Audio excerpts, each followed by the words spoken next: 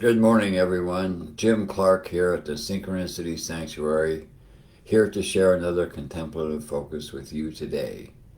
And the focus I want to share with you today is the you that you think you are isn't real. The you that you think you are isn't real. So in the description I wrote, who do you think you are? At the end of his human journey, the great sage Socrates said, "All I know is that I know nothing." He had devoted his whole life to proving that all knowledge is just a limitation in consciousness, and therefore not ultimately true. It is said that knowledge is Maya, or illusion.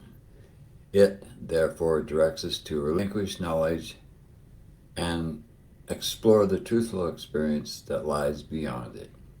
This is a challenge that we all face, especially when we begin our journey, a spiritual journey, and we begin to meditate and so forth. We don't realize that the tool that we're using, this human form and this particular lifetime, is a result of an addiction. It's an addiction that we formed long ago in order to fulfill the intention in consciousness to fully be itself. And in order for that to happen, consciousness has to pretend that it's really not itself. And that's what we're doing here. We're all playing on a stage that's ultimately not true. There is a truth that we experience within that. Obviously, I experienced the temperature of my office on this nice, crisp fall morning, and I experienced some of the challenges that I confront in my work here at Synchronicity Foundation, and on and on and on. I have a name, I have a history, I have all this stuff, I have all these things that I have learned to do in my work here, and yet when it comes down to the truth of who I am, I don't know anything. And the more I don't know anything, the more I experience the truth of who I am. In all the years that I've spent here, meditating every day and going through the holistic lifestyle with exercise and a healthy diet and so forth and so on, slowly I gathered enough balance within myself that this truth was able to emerge in my awareness both as a reverberating presence, and that presence is still with me today, and it grows stronger and stronger every day that I'm here. And I'm very sensitive to that presence, and it's always with me no matter what I'm doing.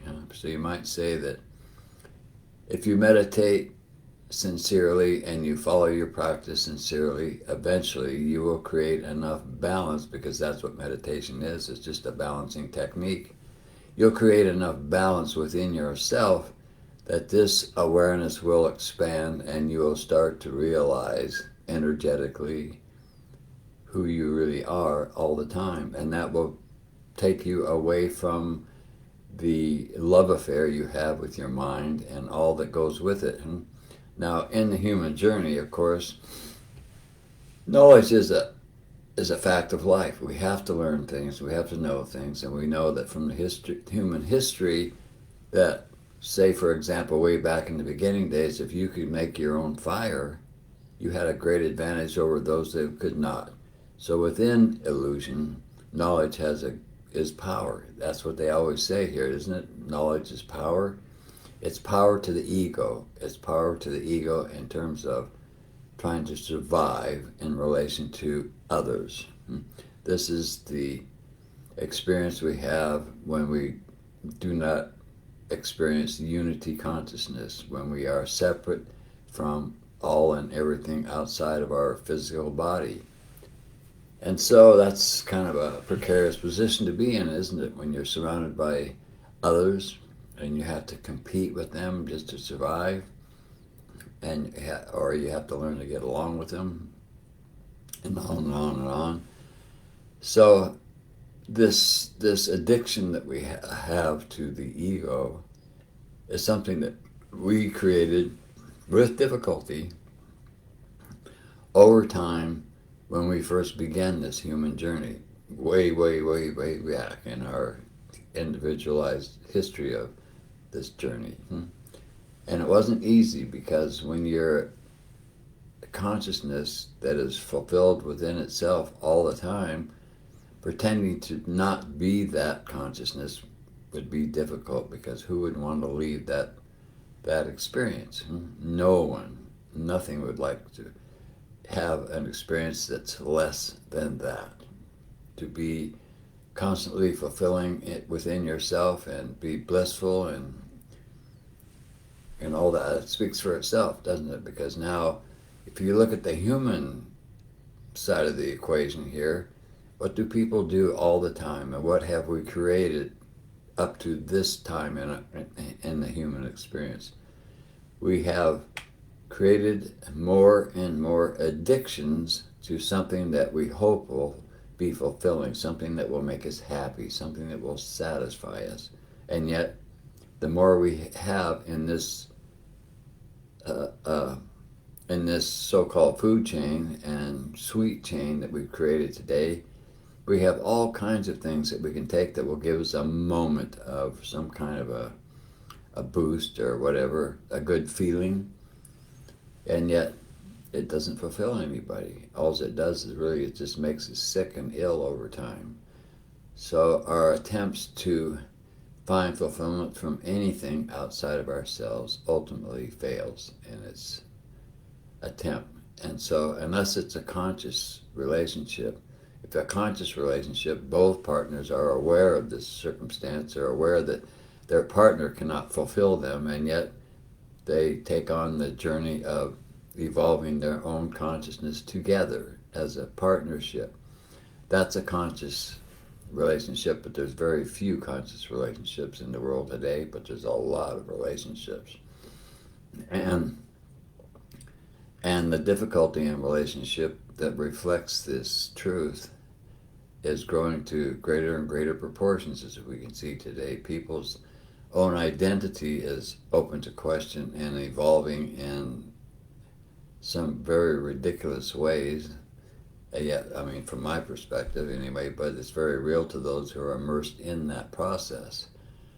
And so people get identified, and they think that that's something that's going to be great or something that's true, and eventually, of course, they'll find out that it's not. As death approaches, as our lives reach the end of their experience, we grow increasingly aware of the fact that ultimately nothing that we know is real. It's all going away. And if it's all going away, what was the whole point? What am I going to take with me when I die? We may have all kinds of stories and beliefs around that, and yet they're stories and beliefs. It's nothing that we can really be sure of.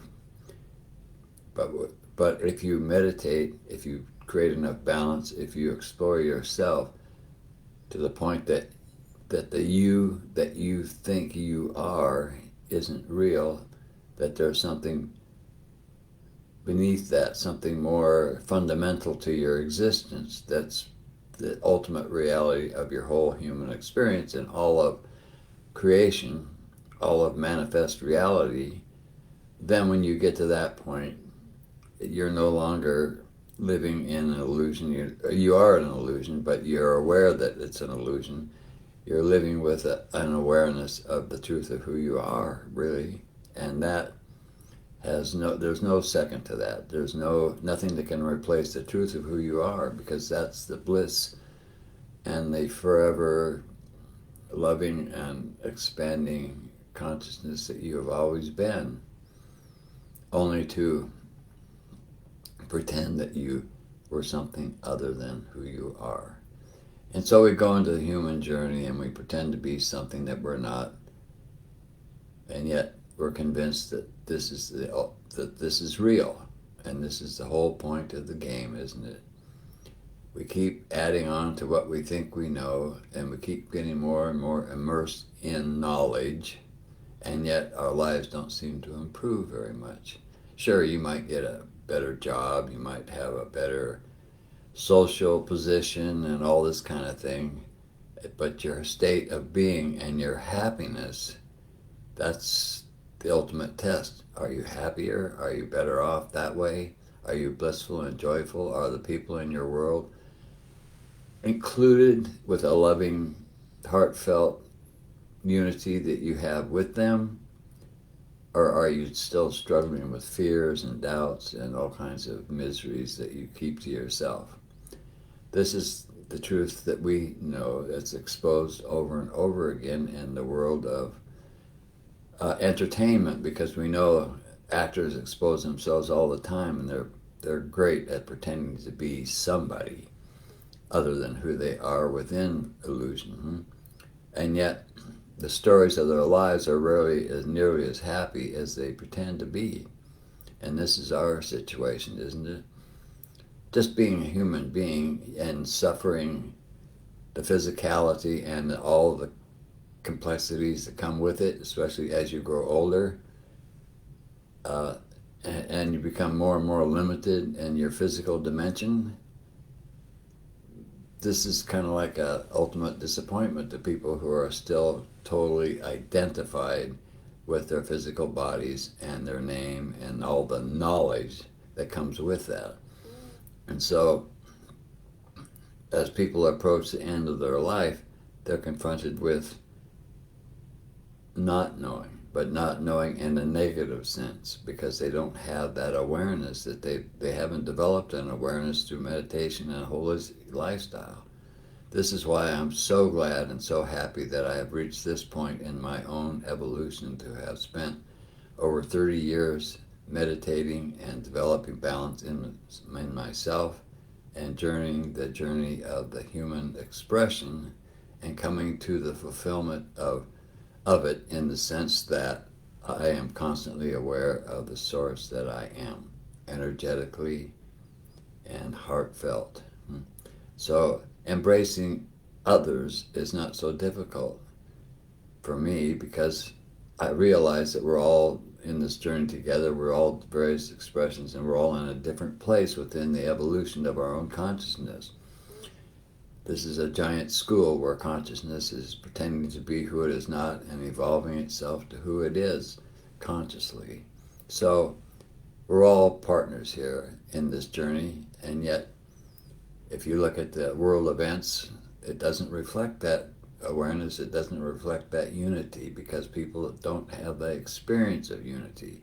They have the experience of fear, of competing for their lives with the rest of the world. So, as my teacher often told us, we're here to learn how to love, and he said that because ultimately the human experience will either devolve or destroy itself if it doesn't learn how to love, because reaching that point of inclusion and that point of awareness in yourself is the only contribution that you can really make to having a world that knows what peace is, because the people that are in it are at peace with themselves. And the conflict that people bring to the world and contribute to the world is eradicated with that kind of sourceful awareness that you can have. You can have if you meditate and if you live a holistic lifestyle to support that process. And it is a process. It takes time, and it's not always pleasant. It's always full of challenges and so forth. But if you're willing to dive in, if you're willing to give yourself to that process, you have nothing to lose and everything to gain. So, as you think you are. In other words, if you think you're a separate human being, then separation and conflict and the fear-based human experience is what you inherit from it. If you meditate, develop balance, create more and more balance and awareness within yourself, then you have a love-based experience within the human experience. Simultaneous to being in the illusion of the human journey, you can be fully aware and conscious of the truth of who you are. And this is the ultimate gift that you can give to yourself. So that's what I wanted to share with you today. And I hope that you got something out of this, something that helps you and inspires you. And I thank you for being here and watching. And I will be here again, probably not next week. We have a program coming up, so it'll probably be at least 1 week of no live streams here. But until then, I thank you again for being here, and I will be back again as soon as I can to share another contemplative focus with you.